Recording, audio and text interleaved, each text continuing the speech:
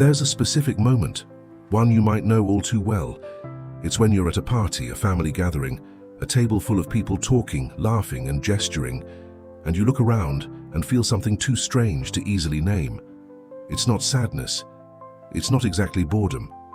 It's a kind of transparency, as if you were made of glass and people just couldn't quite see you, as if your presence there was purely physical, while the most important part of you remained in a place no one could reach. You smile at the right moments, answer when asked, do what's expected of someone who's present. But you're not. Not really. And when you get home, when you close the door and silence wraps around you, you feel something hard to confess. Relief. A deep, almost physical relief, as if you've lifted a weight off your chest. And then you start to wonder what's wrong with you, because most people seem to need other people, seem to carry loneliness like a burden, while for you, it sometimes feels like the only honest thing. This experience has a specific, dense and complex psychology, and Viktor Frankl, the Austrian psychiatrist who survived Auschwitz and built one of the most powerful philosophies on human existence in the 20th century, has a lot to say about it. Not in the sense that loneliness is a problem to be fixed, nor that those who choose it are automatically running from something. Frankl went deeper than that. He realized that a human being's relationship with loneliness reveals something fundamental about how that person is navigating the most essential question of all existence: meaning. And when you understand what he discovered, both in the concentration camps and in decades of clinical practice in Vienna, the loneliness you feel or choose begins to illuminate in a completely different way. To enter this conversation with the depth it deserves, we need to start where Frankl always started, with the real human being, in their concrete situation, without illusions. Frankl wasn't an armchair theorist. He was a prisoner in 4 Nazi concentration camps, including Auschwitz and Dachau. He lost his wife, his parents, and his brother in the Holocaust. And it was precisely in the most extreme conditions humanity has ever recorded that he observed something that goes directly to the heart of the theme we're exploring today. In the camps, the prisoners who survived weren't necessarily the physically strongest, nor the youngest, nor the best fed. They were often those who managed to maintain an untouched inner space, a kind of sacred solitude that the external terror couldn't desecrate. They were the ones who could be surrounded by horror and still inhabit a place within that was solely their own. This doesn't mean they were cold or disconnected from others. It means something far more subtle and powerful. They had developed, consciously or unconsciously, what Frankl would call self-distancing, the specifically human ability to detach oneself from circumstances, to observe oneself from the outside, to not be completely swallowed by what's happening around. And this capacity has a profound connection to the choice of solitude that many people make, although this connection is often misunderstood, both by those who live it and by those who observe it from the outside. When we popularly think of someone who chooses solitude, we tend to imagine 2 opposing figures. The first is the wise person, the monk, the philosopher who withdraws from the world to contemplate eternal truths. The second is the traumatized, the wounded, the one who shut down because they were hurt too much to risk again. Conventional psychology tends to reduce almost every choice of solitude to this second category: defensive isolation, avoidance of intimacy, evasion of attachment, a behavioral repertoire of someone who's been hurt and doesn't want to be hurt again. And this analysis isn't entirely wrong. It exists and it's real, but it's radically incomplete. And it's precisely in this incompleteness that Frankl offers something that conventional psychology cannot. Frankl disagreed with the Freudian premise that human beings are fundamentally driven by the pursuit of pleasure and the avoidance of pain. He also disagreed with the Adlerian view that we are primarily driven by the will to power. For Frankl, the deepest and most specifically human motivation is what he called the will to meaning, the need to find, create, and commit to something that makes life worth living. And when this need is not met, when a person doesn't find enough meaning in the world around them, something very particular happens. They may begin to seek it in a movement contrary to what society expects. Modern society is loud, not just in decibels but in existential demands. It constantly tells us what we need to want, how we should feel, how we should relate, what kind of life constitutes a life well lived. Social media has made this pressure not just constant, but visual and relentless. And for certain people, especially those with a sharper noetic sensitivity. That's Frankl's term for the specifically spiritual and meaningful dimension of human existence. This entire overload isn't just annoying or tiring, it's genuinely suffocating. It's like trying to listen to very delicate music in an environment with deafening background noise. Loneliness in these cases is not an escape. It's the creation of the necessary conditions for something essential to be heard. And now I want to pause here and really talk with you, person to person. I know that many of you watching this video carry something that's hard to explain to the people around you. It's not clinical depression, it's not shyness, it's not arrogance, though you often get labeled with those things. It's a kind of genuine need for depth that the world seems to have no room for. A feeling that most interactions leave you emptier than when you arrived, not fuller. So, tell me here in the comments, have you ever felt that loneliness, for you, isn't a problem but a necessity? A way of staying true to something important inside that the world's noise threatens to erase? If so, simply write, "I need silence to find myself." You don't need anything more than that. And know that by writing this, you are creating a safe space for others who live exactly the same thing and have never had the words to name it.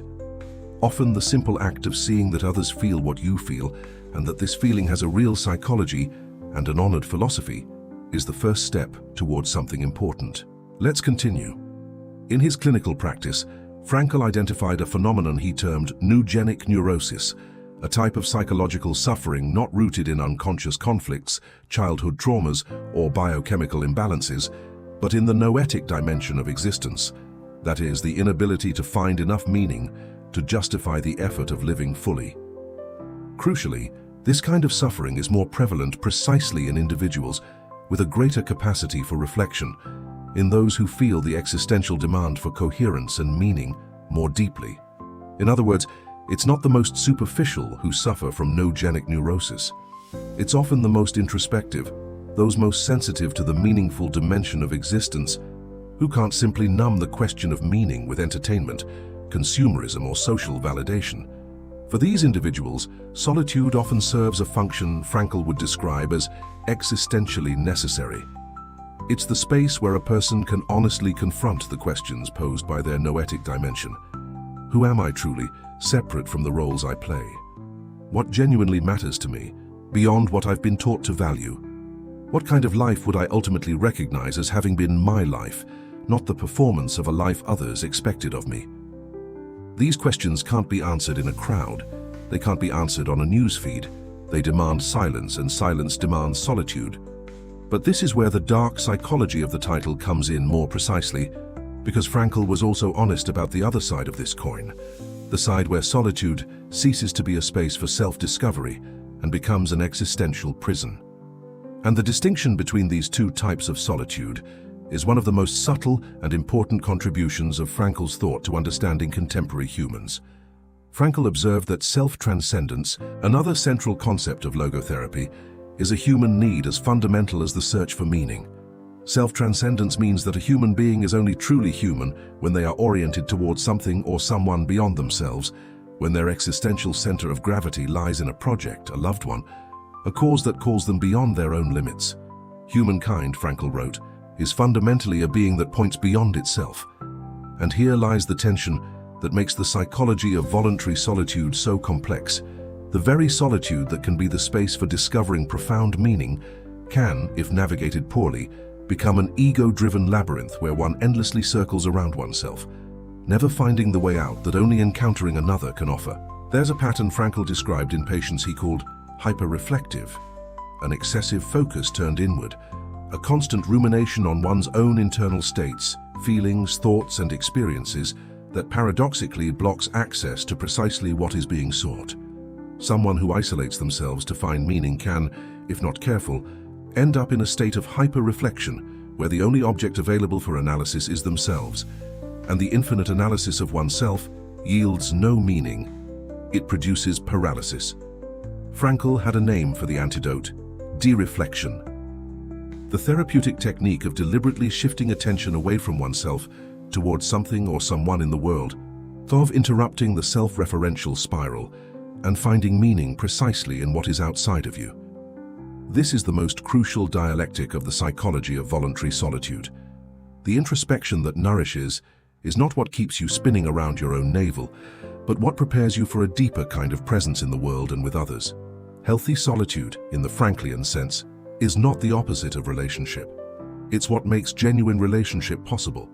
When you can be comfortable with yourself, when you don't need another to fill an unnamed, unaddressed void, when you can enter a relationship not out of a need to avoid being alone, but from an affirmative choice to be with that specific person, the relationship gains a different quality, freer, more honest, deeper. Frankl saw this in the concentration camps in a heartbreaking way. The prisoners who helped others the most, who shared their last crust of bread, who offered words of comfort on the hardest nights, were often people who had developed a kind of inner richness, a density of inner being that didn't depend on external circumstances to exist. They could give because they had something to give. They could be present for others because they weren't consumed by their own immediate psychological survival. They had, in a way, even amidst the horror, found and cultivated that inner space that made them capable of transcending themselves. If what you're hearing in this video is resonating with something genuine in you, if you feel like someone is finally speaking to this experience with the depth it deserves, without reducing it all to a diagnosis or easy advice, subscribe to this channel. Here, we explore the thought of Viktor Frankl and other humanist philosophers who took seriously the questions that life truly poses to people who refuse superficial answers. You don't have to walk this journey alone. Not in the sense that you'll need constant companionship, because we know you sometimes don't want that, but in the sense that there's a community of people asking the same questions you are, feeling the same weight you feel, and who have found in Frankl an honest interlocutor for these questions. Hit that subscribe button and become a part of it. To understand the dark psychology of voluntary solitude even more precisely, we need to examine what happens inside someone who systematically prefers to be alone. Frankl worked with the concept of the noetic dimension as the space where what is most specifically human occurs. Consciousness, responsibility, the capacity to commit to values that transcend immediate instincts. And it is precisely in this dimension that the question of solitude becomes more complex and more revealing. A person who chooses solitude is, most of the time, doing so because in solitude, their noetic dimension can operate with less interference. In company, especially in company that doesn't tune into the same existential frequency, the noetic dimension tends to get swallowed by the more basic level of interaction. What are we going to eat? What did so-and-so say about someone else? What did you think of the latest episode of that show? There's nothing inherently wrong with these conversations. They're part of the fabric of human life and have their own value. But for someone whose noetic dimension pulses so vividly, so insistently, demanding so much attention, these conversations can create a sense of gentle but persistent suffocation, like spending hours treading water in the shallows, unable to dive deep. Frankl understood that each human being is absolutely unique and unrepeatable, and that this uniqueness isn't just biographical detail, it carries existential weight. It means each person has a specific constellation of possible meanings, a unique configuration of capabilities, vulnerabilities, experiences, and values that defines what they specifically can and should do with their life. And this implies that for some people, the need for solitude is genuinely greater than for others, not as a pathology, but as an existential trait that needs to be honored for life to take the shape it's meant to have. The problem isn't needing solitude. The problem, in Frankl's framework, is not knowing what to do with it, not being able to transform it from empty space into fertile ground. The distinction between empty solitude and fertile solitude is one of the most important territories anyone choosing isolation needs to learn to navigate. Empty solitude is when you're alone, but constantly trying to distract yourself from yourself, where isolation doesn't produce an internal encounter, but an internal avoidance. It's scrolling through your phone for hours without purpose, binge-watching shows without really being present, staying home but never truly arriving at yourself. It's solitude as anesthesia, not as presence.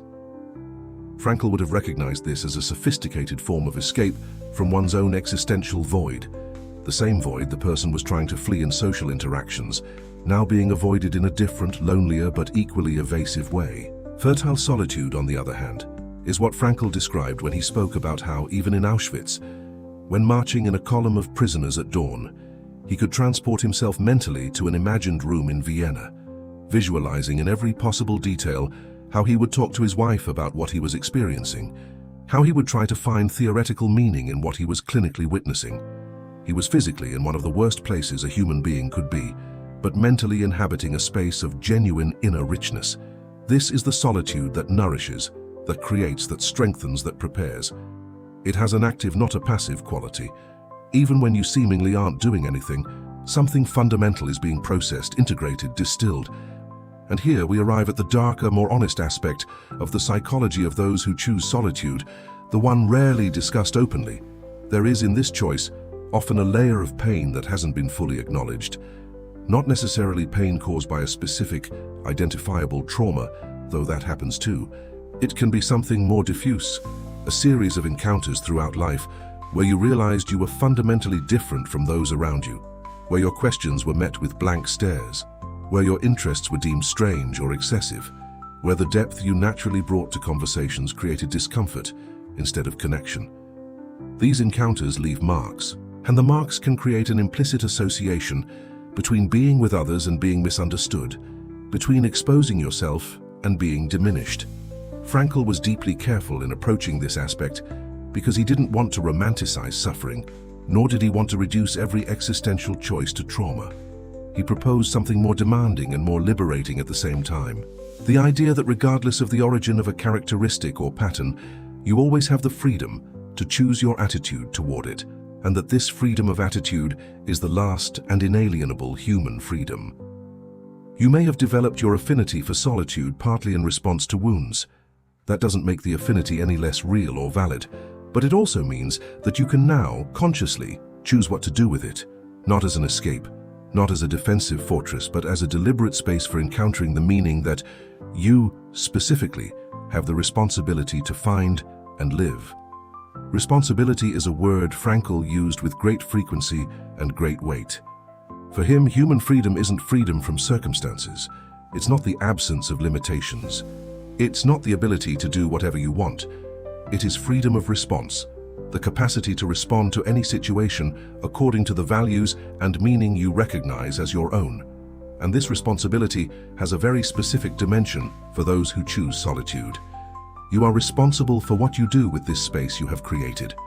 If you withdraw to grow, to create, to deepen your understanding of life and humanity, to cultivate the noetic dimension that the noisy society threatens to suppress, then this solitude fulfills a legitimate and important existential function. If you withdraw to avoid the discomfort of encounter, to avoid risking yourself, to avoid giving of yourself what genuine encounter demands, then solitude becomes a way of not living, and Frankl would consider that a betrayal of existential responsibility. There is yet another dimension that needs to be named with honesty, the social dimension of the search for meaning.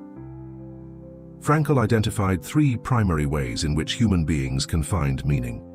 The first is through creative achievements, through what you create or contribute to the world. The second is through experiences and encounters, especially love, genuine openness to the other, the capacity to truly let the other touch you.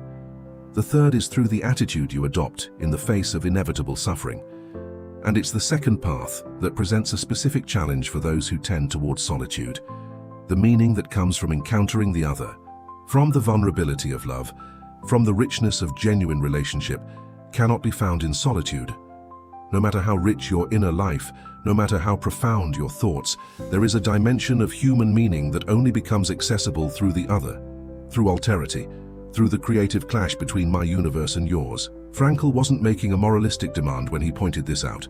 He was describing an ontological structure of human existence. We are relational beings not because it would be more pleasant that way, but because our fundamental existential constitution is dialogical. We are made of encounters. We are in part the product of all the people who have truly touched us, who have challenged us, who have loved us, who have wounded us in ways that forced us to grow. When we completely withdraw from connection, we also shut down one of the richest avenues for accessing the meaning our existence can hold. This doesn't mean that people who prefer solitude are incomplete or need to force an artificial extroversion. It means that healthy solitude, the kind that nourishes rather than depletes, is always a solitude that keeps the possibility of connection open. Not constant connection, not permanent exposure, but a genuine availability to be touched by another when the right moment arises. It's the solitude of a climber who needs to rest at base camp before attempting the summit, not the deserter who's sworn never to return to the mountain. One of the most impactful cases Viktor Frankl documented in his works illustrates this tension with almost painful clarity. It was a middle-aged woman who had progressively isolated herself after the death of her husband, whom she loved deeply. Grief had closed her off to the world in a way she herself described as necessary, as if isolation were a form of honoring the depth of what she had lost, as if re-engaging with the world would be a betrayal of the magnitude of her loss. Frankl, when working with her, didn't try to convince her she should socialize more or that her isolation was pathological. Instead, he asked a question that completely transformed the conversation. What would your husband have wanted for you? The answer that emerged wasn't what the patient expected. Encountering that answer was what slowly opened a crack back into the world, not because the pain had lessened, but because the meaning of continuing to live had been found in a space that total isolation had blocked. The somber psychology of voluntary solitude thus contains both genuine wisdom and a specific trap. The wisdom is this: there are people for whom silence and withdrawal are necessary conditions for the flourishing of the deepest dimension of their humanity, and this need must be honored, not pathologized, not forced into an extroverted mold that doesn't fit them. The trap is this: solitude. When it closes in on itself, when it becomes a closed system with no points of contact with the world and with others, begins to consume itself. And the most revealing symptom of this process is precisely what Frankl identified as the central experience of noogenic neurosis, a growing emptiness, a sense that life is losing its color and texture, a progressive difficulty in finding sufficient reasons for the effort of being fully present. When you feel this, when the solitude that once nourished begins to feel like a cage that imprisons, instead of a garden that cultivates, Frankl would say it's time to listen to what this discomfort is trying to communicate. Not with the anxious urgency of someone who needs to solve the problem immediately, but with the careful attention of someone who recognizes that suffering, when it cannot be avoided, often carries a message about the meaning that still needs to be found or honored.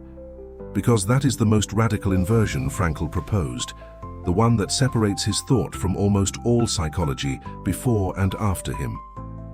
Suffering is not just something to be eliminated. When it is inevitable, when it is already happening and cannot be removed by any external action, it itself becomes a path to meaning, provided you can adopt the right attitude towards it. The solitude that hurts, the one that makes you feel separated from the world by a glass wall, the one that makes you question if you are capable of true intimacy. This solitude need not be denied or dramatized. It can be looked at head-on with honesty and without self-pity. And when you do that, something peculiar happens. It begins to reveal exactly where the meaning you haven't yet found is waiting for you. Frankl described this with an image that has stayed with me since the first time I read it. The idea that human beings are like a camera that can only develop what it has captured if it goes through a developing process in the dark. Solitude, when it is not escape but encounter, is that dark room where the images life has impressed upon you finally reveal themselves in all their complexity and richness. But if you open the camera before it's time, if you expose the film before it's ready, what was being revealed is lost forever. There is one final dimension that needs to be named before we conclude, and it is perhaps the most provocative of all. The question of whether the solitude you choose is aligned with who you genuinely want to be, or with who you are afraid of discovering you cannot be. Frankl had a way of asking this of his patients that was both gentle and inexorable. If you knew you only had a few years left to live, how would you live differently? And the answer to that question, with its brutal honesty, often revealed not a desire for more solitude or less solitude, but a desire for better quality solitude and deeper relationships. A life where moments alone were truly fertile and moments with others were truly present. Because in the end, and Frankl arrived at this conclusion through experiences none of us would wish to have, the question isn't how many hours you spend alone or with others. The question is whether you are living a life you will recognize as having been your life, made of your choices, committed to your deepest values, open to the specific forms of meaning that only you can find and live. And both solitude and relationship are merely means to this end, never ends in themselves. If you've made it this far in this video, If you've stayed with this conversation to the end, I suspect the question of meaning isn't abstract for you. It's urgent, it's alive, it accompanies you on difficult nights, and in moments when you look around and feel you should be feeling more than you are. And for this specific journey, Frankl's thought offers no shortcuts or formulas. It offers something more valuable: honest and rigorous companionship in the most important question any human being can ask. If you want to continue this conversation, if you want to explore more deeply the tools logotherapy offers to transform emptiness into meaning and solitude into depth, subscribe to this channel. Give a like if this video has made you think differently about your own relationship with solitude. And share in the comments with courage what solitude means to you. Not what you think it should mean, what it truly is in your life. Because that honesty, that willingness to look at yourself without illusion and without self-condemnation, is exactly where Frankl said all true searches for meaning begin.